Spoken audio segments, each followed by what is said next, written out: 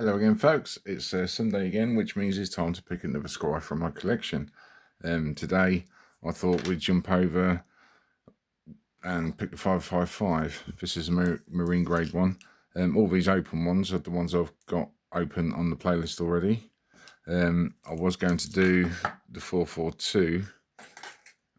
I am in the process of making a tensioner out of one of these old disc detainer tools, but I need to reduce this upstand, because as you can see, it's an old posted one. My Nigby tool doesn't fit, so I've got to knock one up myself. So that's works in progress. So yeah, like I say, I thought we'd have a go on this beautiful 555 made out of all stainless steel to withstand the corrosion.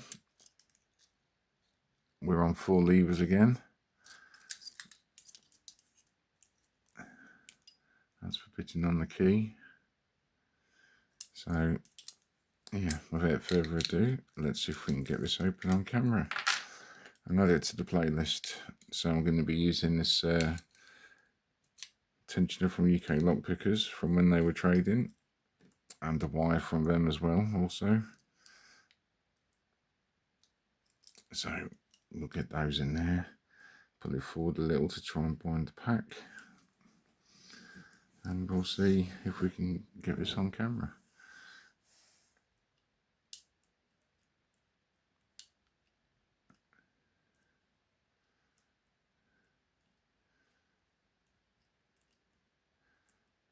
There we go.